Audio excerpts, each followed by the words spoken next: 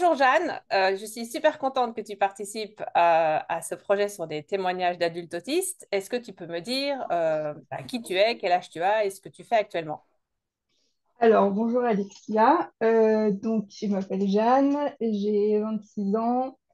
Je suis en master d'éthologie actuellement et j'aimerais faire une thèse après. Donc, je suis en train de me spécialiser en primatologie.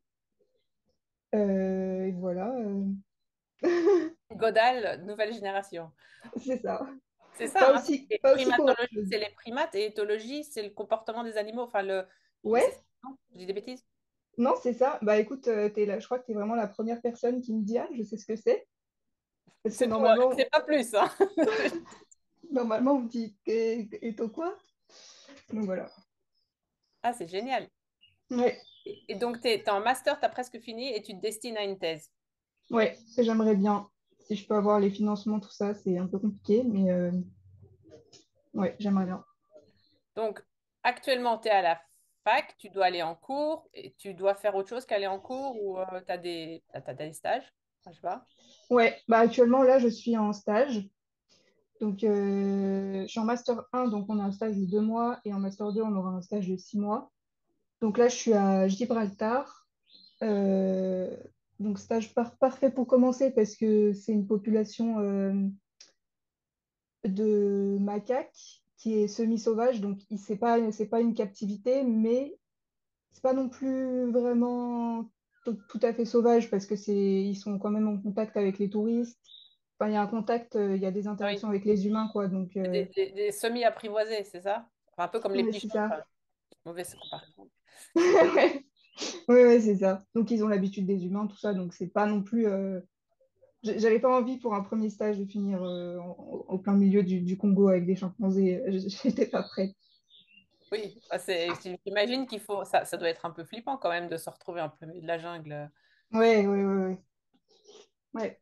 Et donc là, tu es dans une équipe de recherche, comment ça fonctionne? Alors là, en fait, je suis sous la supervision d'un professeur de l'université de Cambridge en Angleterre. Cool. Et donc, c'est super, c'est hyper formateur parce que il est resté avec moi une semaine pour me montrer le terrain. Et après, bah là, je suis toute seule. Donc, c'est moi qui organise toute seule mes journées. Je suis un peu en autonomie, quoi. Et moi, ça me va très bien, ça, ce fonctionnement un peu toute seule. Voilà. Toute seule avec les macaques. Avec les macaques, ouais. Et donc, du coup, t'as pas de collègues sur place. Non, je suis toute seule. Oui, donc tu es vraiment en mode exploration. C'est-à-dire que si tu as une question, tu dois lui envoyer un mail ou faire une visio. Ouais, ouais, Ah ouais, ouais. ça te plaît du coup.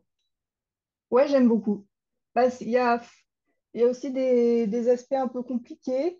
Au départ, je pensais que ça allait être parfait, super facile et tout. Euh, il y a des challenges quand même parce que hier, j'en parlais à ma mère un peu en panique, mais ce qui me, ce qui est un peu compliqué pour moi, c'est que les macaques, ils sont pas toujours forcément là où on les attend. Du coup, j'arrive pas à... En fait, j'aime bien prévoir ma semaine, prévoir mes journées et tout. C'est Et pas eux. clairement pas eux, ils sont pas là pour m'attendre. Enfin, des macaques pas prévisibles, ça va pas. Ouais, ça va pas du tout. Donc voilà, donc il y a beaucoup d'imprévus et c'est compliqué de. Faut que je me fasse des plans B, plans C, mais ça marche pas toujours quoi. Donc ouais, donc je suis un peu en train d'apprendre que la recherche c'est aussi être adaptable quoi. Oui, parce que d'habitude, quand t'es pas en stage, tu structures beaucoup ton temps. Oui, ouais, beaucoup, beaucoup, beaucoup. Beaucoup. En fait, tout de suite après le bac, j'ai fait une première année de médecine. Donc j'ai fait 2 ans, enfin j'ai redoublé mon année et tout ça. Et c'est un peu marrant parce que j'ai souvent tendance à dire les plus belles années de ma vie c'était en médecine alors que c'est clairement un trauma. Mais moi, j'ai trouvé ça trop bien parce que totale autonomie et en fait, je cadrais mes journées, mes révisions vraiment au quart d'heure près, quoi. Ah oui, Et du coup, quand ça se passait bien, quand j'arrivais à bien respecter mon programme et tout ça, je sais pas, je me sentais trop bien. C'était hyper confortable de pouvoir bien avoir la main sur mon programme et tout ça. Et je pense que c'est en grande partie ce qui a permis à ce que ça se passe aussi bien pour moi, l'environnement médecine. Ouais, Et finalement, tu préfères les animaux. ouais, ouais. Après la médecine, je me suis dit, enfin, alors déjà, l'ambiance médecin, tout ça, pas possible pour moi. Mhm. Trop, pas possible. Trop protocolaire en fait. Trop, j'avais besoin de quand même réfléchir à plein de choses, etc. Donc après, je suis allée en psychologie. Sans faire exprès, je me suis inscrite dans un double parcours en philosophie. Sans faire exprès. Sans faire exprès. Sans faire exprès. Donc je suis arrivée le premier jour en L1, j'ai vu mon emploi du temps, j'ai vu que j'avais genre 80% de mes cours, c'était de la philosophie, quoi. Ah, Et donc moi, je sortais de 2 ans de médecine, d'un bac S, j'avais jamais fait de philosophie parce que en terminale, on n'a pas eu de prof, elle était malade et tout ça, j'ai eu 6 au bac, je crois, enfin, c'était catastrophique. Et je me suis dit, mais qu'est-ce que c'est que ça? Donc je suis allée voir au secrétariat et je leur ai dit, non, mais c'est pas possible, je peux pas faire de la philosophie. Et ils m'ont dit, bah, c'est trop tard, là, il faut que tu restes dedans, quoi. Et donc, j'ai fait un parcours de philosophie et c'était incroyable. Incroyable. ça t'a plu. Ouais, ça m'a plu. Ouais, ouais, ouais. Voilà. Et du coup, finalement, tu as laissé tomber philosophie et tu as fini éthologie. Ouais, bah j'ai laissé tomber, oui et non, parce que euh, je pense que l'année prochaine, en fait, ça me gêne un peu de pas avoir de titre de philosophe, parce que je trouve que pour mon fonctionnement, la façon dont je réfléchis et tout ça, je sais pas, ça me gêne. J'ai pas envie d'être scientifique. Voilà. J'ai Ah. envie d'être juste scientifique. Donc, je me suis renseignée et peut-être que l'année prochaine, je pourrais rattraper, avoir une équivalence en M2 pour faire de la philosophie des sciences. Ouais, c'est ce que j'allais te dire, philosophie des sciences, ça semblait le truc le plus logique. Ouais. Donc, à voir si je suis acceptée ou pas. Comme ça, j'aimerais bien avoir les deux casquettes quoi, qui sont importantes pour moi. Voilà. Et tu sais depuis longtemps que tu es autiste? Alors, je sais, euh, le, si tu veux, le diagnostic écrit, la preuve écrite par le psychiatre en tout dernier, elle date de mai 2023, donc 11 Intéressant. mois là. Ouais, très récent. Après, enfin, c'est quand même un truc qui est dans ma tête depuis très longtemps. Je dirais peut-être début de mon adolescence. Euh, je me souviens que ouais, quand j'étais, je sais pas, je devais avoir peut-être 12 ans, je me disais, t'es un peu un bébé autiste. Parce qu'en fait, dans ma tête, j'avais trop ce stéréotype de, bah, pour moi, j'étais pas autiste, quoi. Parce Oui, qu'il y a ce truc de, euh, il faut que ce soit vraiment, oui, qu'ils alignent tous les trucs, qu'ils se tapent la ouais, tête et qu'ils font bah, ouais, bah, ouais, c'est ça, le exactement. cliché. Et du coup, je me disais, mais c'est marrant parce que je me disais déjà à l'époque, t'es un peu un bébé autiste, c'est-à-dire que t'es pas vraiment autiste, mais t'es un peu leur petite sœur, quoi. Enfin, je sais pas comment Oui, expliquer. il y a des ressemblances. Ouais, il y a des ressemblances. Je me disais, voilà, t'es autiste, mais en moins pire, quoi. C'est horrible à dire, hein, c'est horrible à dire, mais bon, voilà, c'est la vérité. Et, et après, j'en ai reparlé.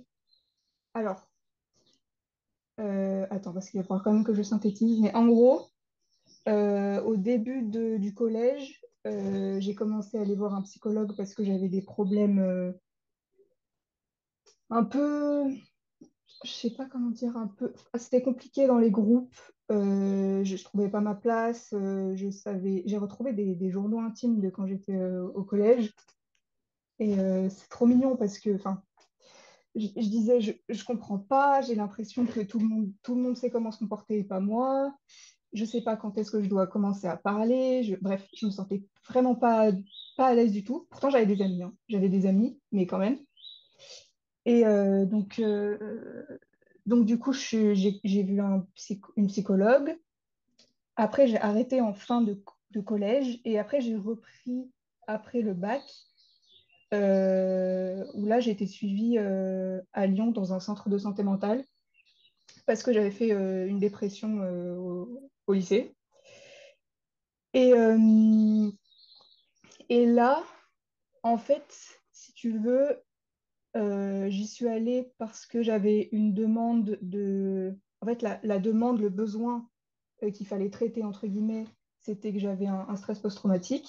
Mhm. Donc, il y avait un peu une cause bien définie. Et je pense que ce qui s'est passé, c'est que eux, ils se sont dit, OK, elle vient pour ce trauma. Ça veut dire qu'il faut qu'on traite ce trauma. Et ils se sont un peu focalisés là-dessus. Et je pense qu'il y a plein de choses qui sont passées à la trappe. Et donc, si tu veux, au bout de 4 5 ans, je voyais très bien que mon stress post-traumatique, il allait beaucoup mieux, que j'étais guérie, que j'avais plus les symptômes, voilà, j'avais plus les flashbacks, j'avais plus les crises d'angoisse, de panique, etc. Mais je continuais quand même à faire beaucoup, beaucoup de crises que j'appelais à l'époque des crises de surcharge. C'est-à-dire, c'est trop, trop, trop, trop, et je faisais encore plein de crises. Et du coup, au bout de, ouais, enfin, j'ai commencé à leur dire, je crois qu'il y a autre chose, quoi. Enfin, là, j'arrivais bien à faire la distinction entre là, ça relève plus du trauma, quoi. Et, euh, et après, un peu par hasard, j'ai lu la BD de Julie Daché. Ah, la différence invisible. Ouais, La différence invisible. Et là, la, la révélation, je me suis dit, oh, punaise, c'est vraiment exactement ça. Et donc, je suis allée voir ma psychologue et je lui ai dit, je lui ai présenté la BD et tout, et je lui ai dit, là, quand même, ce qu'elle décrit, c'est vraiment très, très, ça ressemble beaucoup, beaucoup à ce que je vis. Et elle m'a dit, alors, elle était très d'ascendance psychanalytique, hein, je remets les trucs dans le contexte. Et elle m'a dit, non, mais enfin, honnêtement, je pense pas, je pense que vous avez juste une certaine sensibilité et tout. Voilà. Le truc qui est revenu toute mon enfance, toute mon adolescence, c'est parce que tu es très sensible. Voilà. Et après, comme j'étais suivie dans un centre de santé, il y avait une équipe pluridisciplinaire, donc j'en ai parlé à la psychiatre. La psychiatre, elle m'a fait un espèce d'entretien où elle m'a posé plein de questions. Et à la fin, elle m'a dit non, mais enfin, ce que vous dites, ça ressemble à de la précocité intellectuelle. Et ça m'allait pas, enfin, en fait, ça m'allait pas C'est pas parce que vrai. je, parce que c'est pas vrai et parce que en fait, j'ai été entourée de gens qui étaient précoces Oui. et je voyais très bien qu'ils n'avaient pas du tout les mêmes, enfin, voilà, quoi, c'était pas la même chose, quoi. Donc, voilà, je me suis pas sentie très écoutée à ce moment-là. Et après, je l'ai mis de côté parce que je me sentais, ouais, je me disais, ok, bah, peut-être que je me trompe, c'est quand même des professionnels, donc voilà. Ouais, ouais, si tout le monde te dit que tu dis n'importe quoi, tu commences à douter, quoi. Ouais, ouais, ouais, ouais, exactement. Et, euh, et voilà. Et après, ensuite, j'ai déménagé à Paris pour mon master. Et là, les problèmes ont commencé à arriver parce que donc j'allais à la fac. En même temps, j'avais un job étudiant, donc Waouh. j'étais caissière dans un monument historique où il y avait vraiment énormément de monde. Oh là là. Euh, et je faisais mes crises sur crises. Et en fait, ça me fait trop de la peine quand j'y repense parce que en fait, je devais sortir aux toilettes 5 minutes pour pleurer, quoi. Pour faire ma crise, pour essayer de me calmer et tout, revenir. Et en fait, au bout d'un moment, donc en février, ça me faisait ça aussi en cours, en classe. Je devais Ouais, sortir, je devais surcharge. sortir. Ouais, je devais sortir parce que j'en pouvais plus, quoi. Je faisais des crises, je faisais des crises. Et un jour, je sais pas pourquoi, il y a un truc qui a shifté dans mon cerveau. J'ai envoyé un message à ma mère. Je lui ai dit, maman, il y a un truc et il faut que je trouve parce que je peux plus, c'est plus possible. Je peux plus vivre comme ça, c'est pas possible, quoi. Et donc à ce moment-là, donc ça c'était ouais, en février 2023. Donc là, je me suis dit, peut-être que je devrais retourner voir un psychiatre qui n'a pas ce truc de l'étiquette sur mon front, Oui, tu sais rien. trauma, Tu tu sais vois, rien. genre, ouais, il sait rien, un peu carte blanche et tout. Donc, je retourne voir la psychiatre, enfin, une nouvelle psychiatre, et je lui explique clairement. Donc, j'arrive vraiment au rendez-vous et je lui ai dit, écoutez, je fais ces crises, il faut qu'on me trouve ce que j'ai parce que c'est pas possible. J'ai passé des années sous antidépresseurs, on m'a diagnostiqué un trouble panique, un trouble anxieux, enfin tout. Ça fonctionne pas, quoi. Et donc, elle m'a posé plein de questions et tout. Et moi, à ce moment-là, j'étais encore point d'interrogation, je sais toujours pas ce que c'est, un peu bizarre, voilà.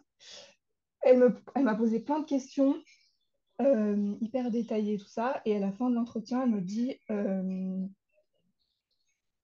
ça ressemble à un TSA.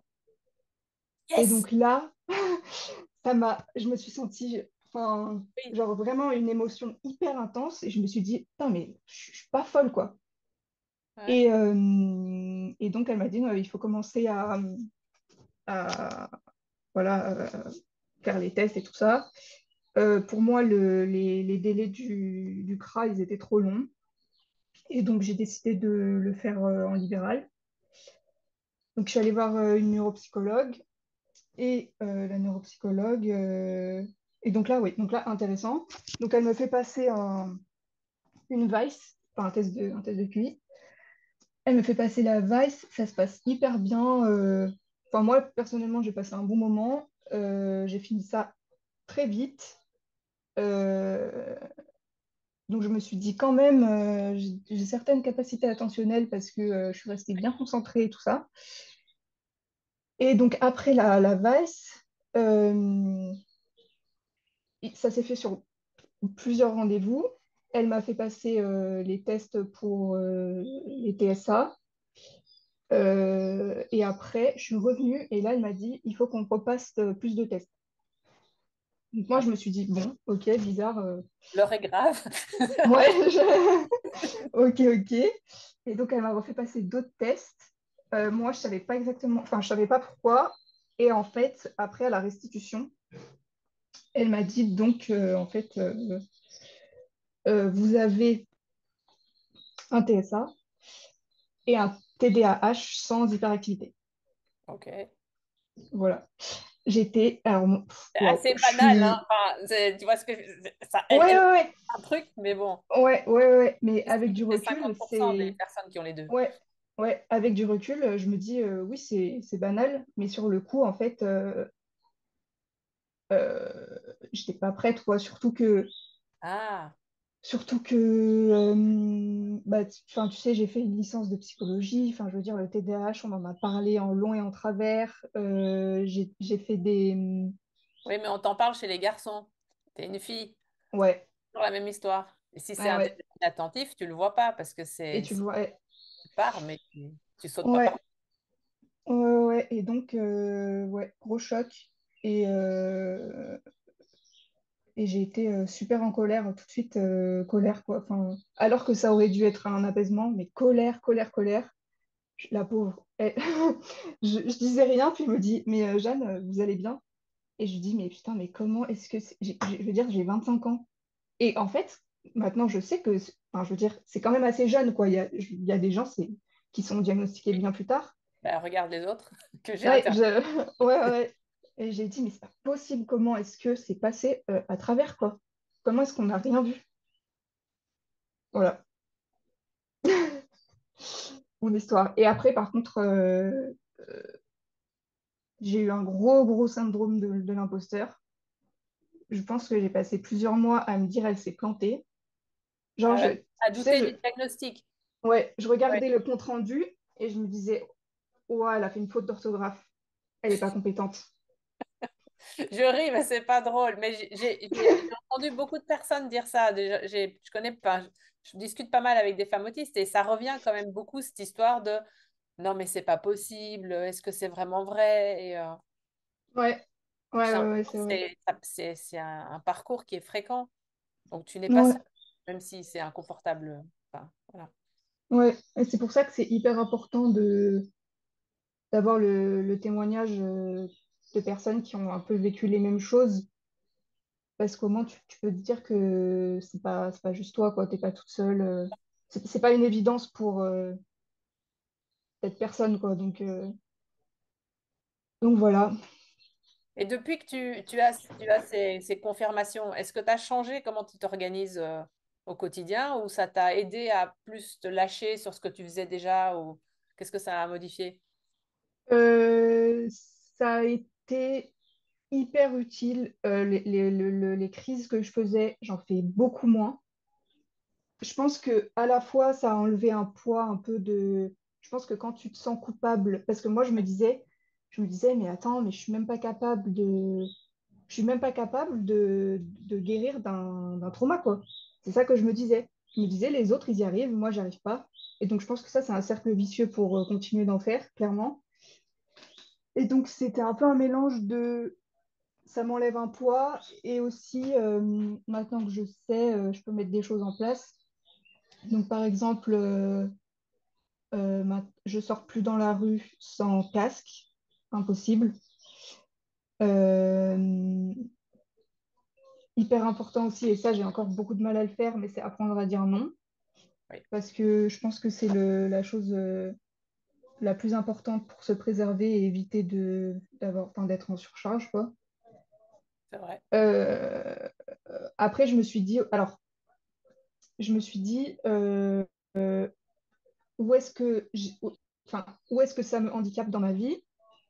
Clairement, ça m'a handicapé au travail. Donc là, j'ai fait des demandes d'aménagement de poste qui ont été refusées. Ouais.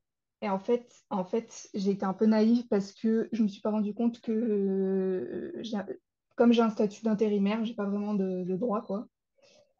Et donc, on m'a refusé mon aménagement et on m'a poussé à la sortie, quoi, pour ce travail-là.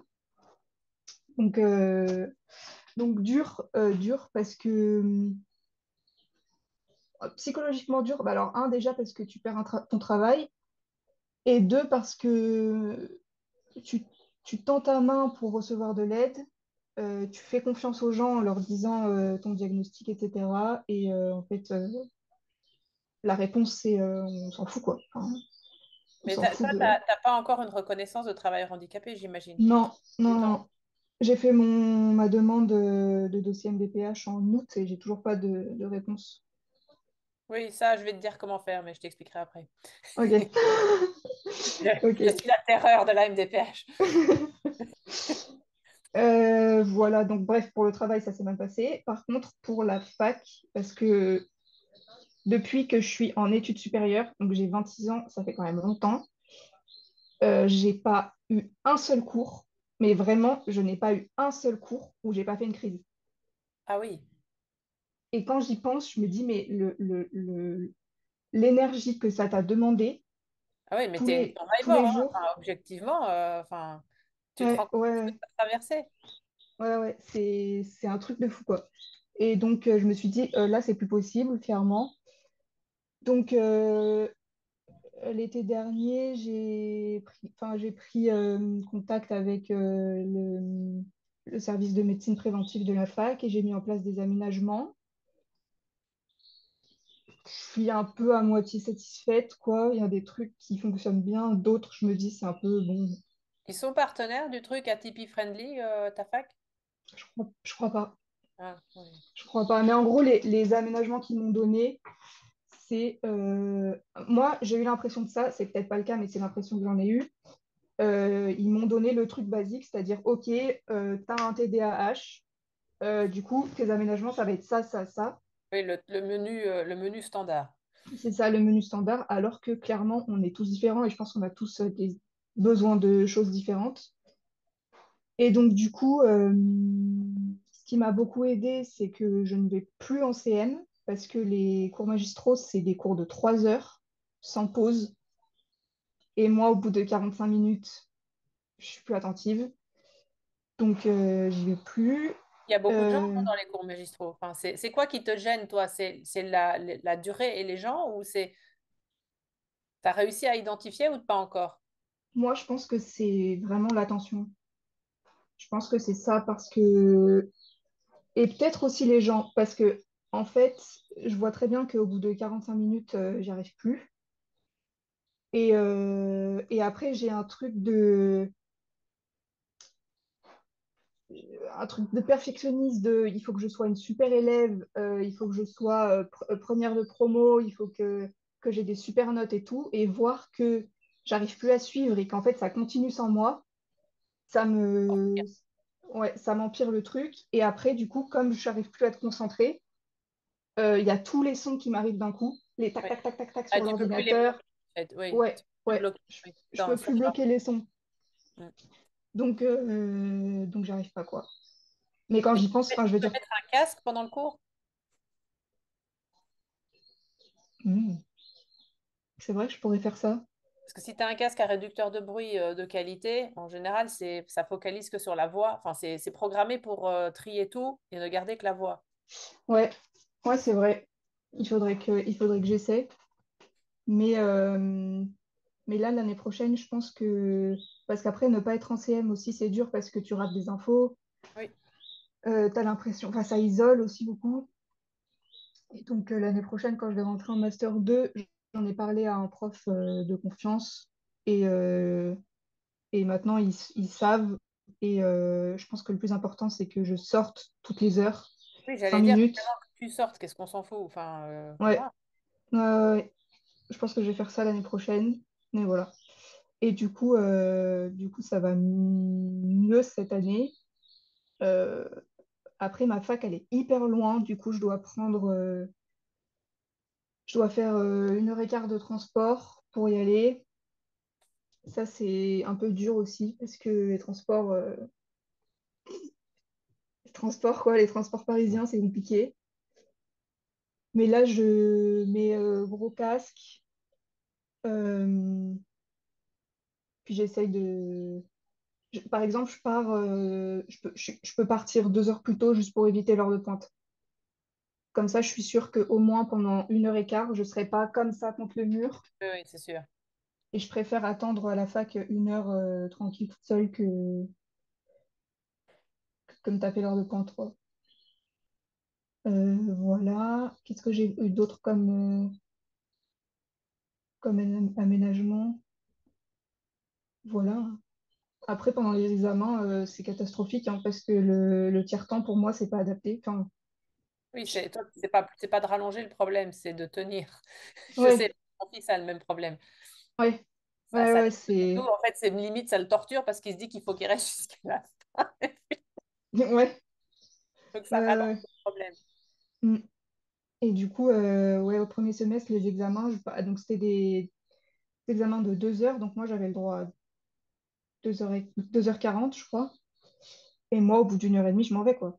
Parce que je peux plus.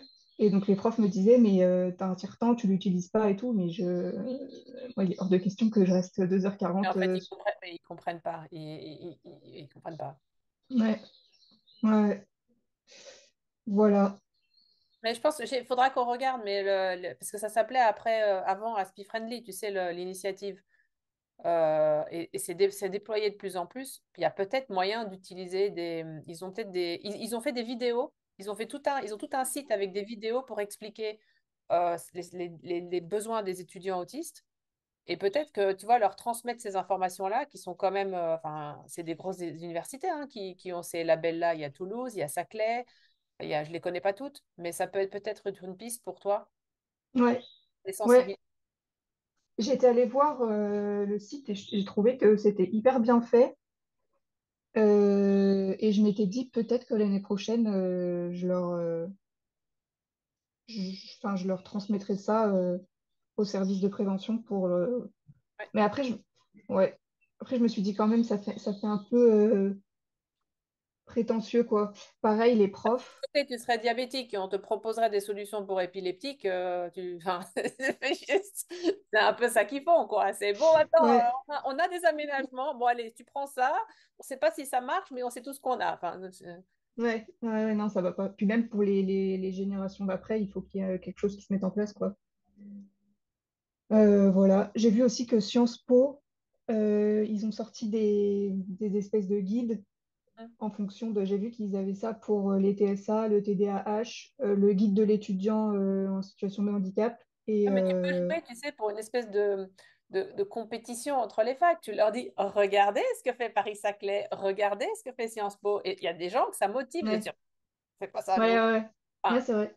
je suis un peu C'est cynique vrai. des fois, mais bon. Ouais, mais du coup, ouais, je m'étais fait la réflexion, mais je vais peut-être leur envoyer. De toute façon, c'est ma dernière année, donc j'ai plus rien à perdre. Voilà. Donc là, quand tu as tes cours, maintenant, tu essayes d'aménager. En fait, finalement, ce que je comprends, c'est que quand tu vas en cours la semaine, tu dois vraiment faire des gros efforts parce que tu as le transport, rester en cours, essayer de ne pas faire de pause, et essayer de rester attentive, avec en plus ta pression personnelle qui est un peu de continuer à tout bien faire. Tu n'es pas la seule, hein, comme tu as pu voir dans les autres témoignages. Ouais, C'est un peu ce qui amène les personnes autistes au burn-out, je pense. Ça doit vraiment ouais, pas aider. Et par contre, quand tu es en stage, là, c'est un peu l'extrême opposé, c'est-à-dire que tu peux t'organiser comme tu veux et tout irait ouais. parfaitement si les macaques étaient prévisibles. Enfin, je schématise. Juste, Si les c'est comme ça macaques que ça étaient vient. là où je les attendais, quoi. Ouais, ouais, ouais, ouais. Et la personne qui s'occupe de ton master, donc la personne de Cambridge, tu l'as expliqué ton fonctionnement ou c'était pas nécessaire ou ça se Non, c'est je vais pas pas expliquer. Et en fait, je vais te dire quelque chose. Euh, il est la probablement pro- Juste, Alors oui, oui, c'est pas oui, possible. oui. Je te jure que oui. Et là, en plus, du coup, je loge dans la station d'ornithologie parce que Gibraltar, il y a beaucoup d'oiseaux qui passent. Et donc, je suis avec trois ornithologues et Ça doit bien se passer. je me dis, en vrai, je pense qu'on a les trois, on est pareil. Enfin, les quatre, Ah, génial. ouais, ouais, ouais, ça, c'est super. C'est, ça fait trop plaisir, ouais, Ça doit te faire un bien fou de ne pas avoir enfin, de pouvoir juste faire comme tu veux, quoi. ouais, ouais, ouais, ouais, c'est super. Mais du coup, non, je lui en ai pas parlé à mon superviseur, alors que il est, enfin, je peux lui faire confiance. Mais en fait, comme la première fois que j'en ai parlé euh, à mon job intérimaire, on m'a complètement saqué. J'ai un peu un truc de encore, il faut que ça change, de me dire, ok, en fait, ça m'a renvoyé un truc hyper violent de la discrimination, ça existe, quoi. Ah oui, oui, bah, jusqu'à Tu présent, tu vois? avais été peut-être épargné. Ouais. Et du coup, ça m'a vite calmée. Je me suis dit, il faut peut-être pas non plus le crier sur les toits, quoi, parce qu'il y a des gens qui comprennent pas. Et puis même, tu vois, donc après, quand j'ai eu mon diagnostic, moi, je me suis dit, ça y est, j'ai mon diagnostic, maintenant, tout ira bien. C'est mignon, c'est mignon. C'est logique aussi, quelque part, il faut de l'espoir. Ouais, ouais, ouais. Et en fait, alors, il y a des gens qui ont eu des super réactions quand je leur ai dit, de mon entourage, genre notamment mon copain top, mes amis proches top et tout. Il y en a d'autres, la fameuse phrase t'as pas l'air autiste, je l'ai beaucoup, beaucoup entendue. Et en fait, parfois, j'ai juste la flemme de devoir éduquer tout le monde Oui. et de devoir expliquer enfin, ce que c'est que l'autisme, quoi. Et c'est triste, et franchement, c'est vraiment dommage. C'est vraiment dommage. Du coup, enfin, ça me fait de la peine parce que c'est tellement une part importante de mon identité et j'aimerais que bah, ce soit moi et que j'ai pas à me justifier de quoi que ce soit, mais c'est pas le cas. Et notamment dans ma famille, c'est compliqué. J'en ai parlé à ma mère, mes frères. Voilà, les réactions n'étaient pas forcément. Enfin, il y en a eu des meilleures que d'autres. Et du coup, bah, il y a une grande part de ma famille qui n'est pas encore au courant. Et probablement qui ne sera pas au courant. Parfois, ça trotte un peu dans ma tête et je me dis quand même, c'est vraiment dommage d'en arriver là, quoi. Mm. Après, moi, de ce que j'ai vu, c'est que même enfin, moi, je vois quand je dois expliquer les besoins de mes enfants, euh, si tu dis le mot autiste, les gens, ça leur envoie une image tellement extrême qu'en fait, tout ce que Ouais, tu dis après, ils n'entendent pas. ouais, Du c'est coup, vrai. dis pas le mot. mais que tu expliques ou tu dis les besoins, il aime pas quand il y a beaucoup de bruit. Elle a beaucoup de... Parce que moi, j'en ai deux. Hein. Moi, j'ai une fille qui elle a des sensibilités.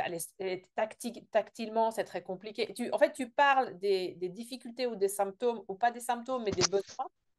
Ouais, Besoin que ce soit prévisible, elle a besoin de machin. En fait, les gens, du coup, comme tu leur mets pas l'étiquette, ils paniquent pas, entre guillemets. Et en fait, ils écoutent. Après, ils vont peut-être penser dans leur tête, ouais, ouais, mais enfin, ils vont peut-être juger, tu vois, les besoins, mais au moins, je pense qu'il y a plus de gens qui arrivent à écouter comme ça parce que il y a pas cette espèce de tu es différent de moi.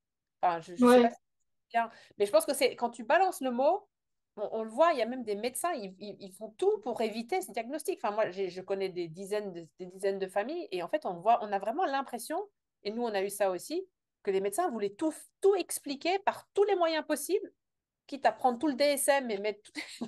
mais non, mais ça peut pas. Et tu leur dis, mais oh, moi, nous, on a eu mm, cette situation, on a eu vraiment des débats d'experts, mais parce que je pense que ça leur fait peur. Et quand tu leur ouais, expliques autrement qu'avec le mot, tu dis, il y a des gens, ils traitent l'information différemment, ils ont beaucoup d'informations d'un coup, donc ils sont tout le temps en train d'essayer de les ranger parce qu'ils sont tout le temps submergés. Les gens disent, ah ouais, ça c'est vraiment pas... En fait, il y a une empathie. L'empathie est plus facile quand tu décris l'expérience que quand tu donnes juste un mot qui est tellement mal compris que... Alors, c'est nul, hein, on est d'accord.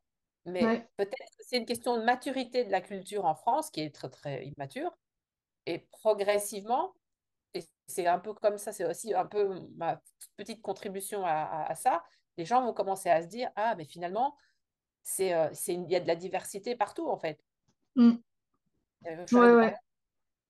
Non, non, mais c'est hyper pertinent et je trouve que c'est aussi un peu paradoxal parce que si tu veux, à la fois les gens ils sont paniqués par enfin, ce qui n'est pas dans la norme, quoi. Et en même temps, il y a un peu un truc de c'est plus facile pour eux de catégoriser. Donc Oui, par exemple moi j'ai l'impression que si ça se voit pas, c'est inentendable. C'est-à-dire que ah non, non, non, enfin, pour les gens, il faudrait. Enfin, je pense que c'est plus confortable psychiquement de se dire moi, je veux pas que tu me dises quelque chose que je vois pas, quoi. Tu vois? parce Donc, qu'il y a t'as des personnes qui ont des handicaps invisibles physiques, je sais pas moi, la sclérose en plaques, l'air dans l'os, enfin des choses où t'es pas ni dans une chaise roulante, ni aveugle, ni machin. Et ouais. c'est pareil, c'est 80% des handicaps sont invisibles.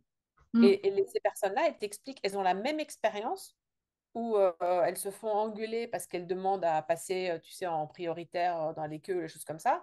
Et alors, elle leur explique, mais moi, je ne tiens pas debout, tu vois pas la douleur que j'ai à rester debout. Enfin, ouais, et je c'est pense que fou. c'est la culture enfin, le handicap, c'est tu es dans une chaise ou aveugle. Enfin, je schématise, hein. Ouais, Mais dans la tête des ouais, gens, c'est cette éducation-là qui n'est pas faite. mm, Et c'est ouais, vraiment, moi, je pense que c'est vraiment difficile. ouais, c'est compliqué.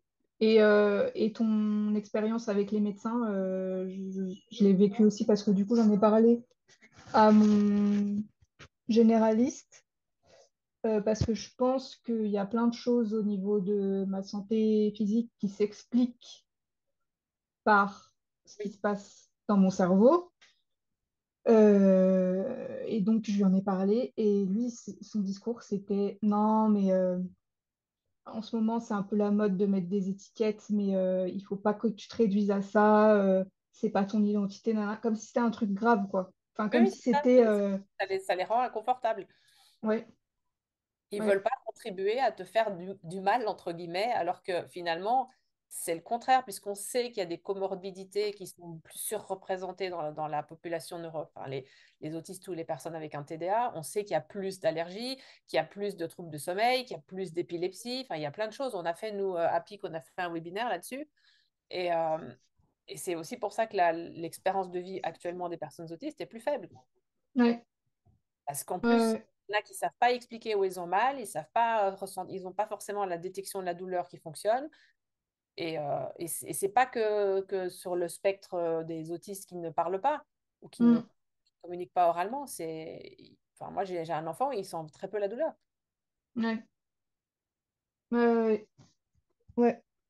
Et du coup, c'est vrai que dans un monde parfait, j'aimerais que les professionnels de santé ils puissent avoir ouais, une adaptation quoi, au fonctionnement des gens. Enfin, moi, j'aurais aimé qu'on puisse me dire, en effet, si t'as tel et tel problème, ça peut s'expliquer par ça, quoi. Parce que c'est rassurant aussi Oui, d'avoir une explication. bien sûr. Mais ouais.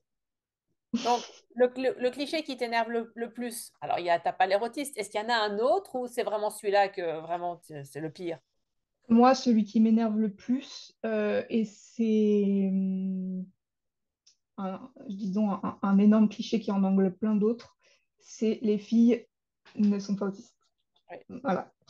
Ça m'énerve. Ça me touche personnellement beaucoup parce que j'ai l'impression que personnellement, parce que j'ai été une fille, euh, il y a plein de choses qui sont passées à la trappe. Donc moi, j'ai été éduquée avec des garçons, des frères, des cousins. J'étais entourée de toute mon enfance, entourée de garçons. Et, euh, et j'ai entendu, enfin, j'ai entendu des choses comme euh, non, mais tu peux pas être précoce parce que non, enfin, non, toi, tu n'es pas précoce. Par contre, ton frère, oui, ça, oui, ton frère, il est précoce. Ah, Non, t'aimes pas mais, aussi. Ça se voit pas aussi, ça se voit pas, donc non. Oui, enfin, oui. voilà, on m'a dit, ah non, enfin, on a, on a vu le trouble de l'attention chez mes frères. Moi, on l'a jamais vu. Et l'autisme, c'est pareil. Enfin, ça s'est vu chez mes frères, ça s'est pas vu chez moi, quoi. Alors que, et enfin, c'est pernicieux parce que ça a participé à ce que je me dise, t'es juste trop sensible, voilà. Toi, t'es pas capable de Oui, alors vivre. qu'on sait Enfin, maintenant que les compétences sociales chez les femmes sont globalement bien plus, enfin, sont entre guillemets préservées, ou en tout cas, tu as des facilités qu'ont pas les hommes autistes. ouais. Le problème, enfin, la difficulté, elle est réelle. Ils sont en train, je Mm. pense, d'essayer de trouver des diagnostics, des façons de diagnostiquer spécifiques, mais bon, ça va mettre du temps. Ouais, ouais, ouais, ouais. Et du coup,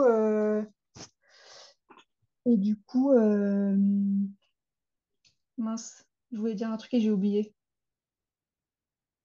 Tu disais, c'était toujours cette histoire qu'une fille pouvait pas être précoce, une fille pouvait pas être autiste, une fille pouvait pas avoir un TDA. Tu parlais du... Oui, oui, oui, merci. Et du coup, il y a, enfin, il y a plein d'autres stéréotypes qui découlent de ça, c'est-à-dire les intérêts spécifiques.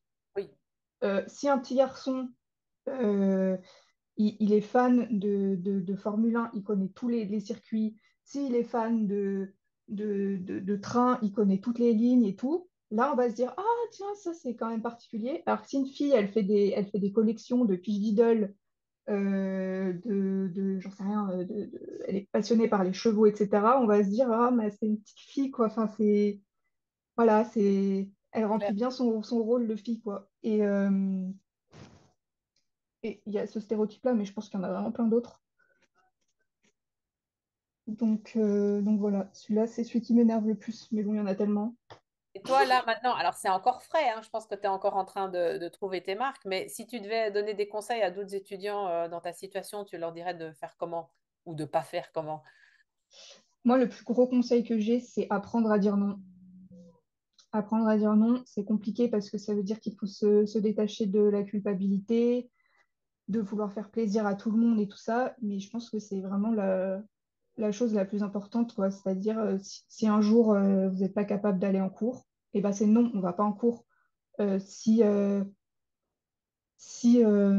n'avez pas envie de sortir boire un verre avec les gens de la promo, c'est non. Enfin, Oui. moi, j'apprends à dire non, mais tous les jours, quoi. Et je trouve que c'est vraiment important parce que c'est ce qui me préserve le plus. Oui, puis même au niveau de la vie amoureuse, hein, les femmes autistes sont particulièrement exposées aux violences sexuelles. Ça, c'est des chiffres assez incroyables. Déjà, les femmes Ouais, en général, c'est assez incroyable, mais alors les femmes autistes, c'est terrible. Et on mm, comprend pourquoi, puisqu'il y a beaucoup d'implicites et ouais, savoir dire non, c'est super important, quoi. ouais, ouais, ouais, ouais, c'est sûr, c'est sûr. J'avais vu, ouais, j'avais vu ces chiffres et je me suis dit en même temps, ça a tellement de sens, mais c'est dramatique, quoi. C'est dramatique. Mais, euh, mais ouais, limite, avoir un petit post-it au-dessus de son bureau qui dise t'as le droit de dire non, c'est toi avant les autres. Faut bien se rappeler, quoi, que. Compte, your matter. Ouais, ouais, voilà. Est-ce qu'il y a une question que je t'ai pas posée auquel tu aurais voulu répondre? Je crois pas. Et j'ai oublié de te demander ce que tu aimais particulièrement dans ton travail actuel. Alors peut-être les stages. J'ai bien compris que tu aimais observer les animaux. Et c'est quoi qui te plaît dans le boulot d'éthologue? Euh, alors, la partie observation me plaît beaucoup par rapport à l'observation clinique, c'est-à-dire la méthodologie de l'observation clinique en psychologie, parce qu'il y a quand même il y a quand même une barrière, quoi. Il y a un détachement, c'est-à-dire que l'éthologue, il regarde, il infère pas ce qui se Oui, passe. oui. C'est vraiment, il regarde, il note les comportements, etc. Tandis que en psychologie, moi, j'étais trop une éponge émotionnelle à tout ce qui se passait, quoi. Oui. Donc ça me plaît quand même mieux. Et après, il y a une grosse partie du travail d'éthologue qui est l'analyse des données statistiques. Donc beaucoup de programmation, de code, etc. D'accord. C'est marrant parce qu'il y a des Ah, j'aurais éthologues pas qui. pensé, tu vois. C'est chouette que tu Ouais, expliques. ouais. Ah, c'est une grosse partie. Je pense que c'est vraiment au moins la moitié du travail. Et il y a des éthologues qui disent, en fait, il y a des gens qui viennent en éthologie parce qu'ils sont passionnés par les animaux, etc. Et enfin, c'est pas les trucs qui les fait rêver, quoi. Oui. Et moi, ça me va très bien. J'adore la programmation. Ah, génial. J'adore ce côté un peu, là, je suis toute seule dans ma bulle et je fais mon petit code. Voilà, ça me va très bien. Ah ouais, mon rêve, j'essaie de récupérer le profil d'une développeuse autiste. Parce qu'il y en a, hein. Déjà, dans les développeurs, il y a beaucoup d'autistes, mais alors une fille développeuse, c'est encore plus badass. Et si tu en connais une, ça m'intéresse. C'est sûr qu'il y en a. Ah, mais je C'est sais, sûr mais qu'il y en il y a. en a, j'essaye, mais j'ai un peu, mais j'ai quelques Ouais, petites idées, mais je trouve que c'est vraiment chouette de montrer la palette des métiers possibles, déjà pour les personnes autistes, mais aussi pour les femmes en général, parce qu'on les voit ouais, dans cette profession et pas d'autres. ouais, ouais. Bah Écoute, écoute, si merci je. beaucoup, Jeanne, pour d'avoir partagé avec nous ton parcours et ton actualité. Bah merci de m'avoir donné l'opportunité de parler. Ça fait du bien.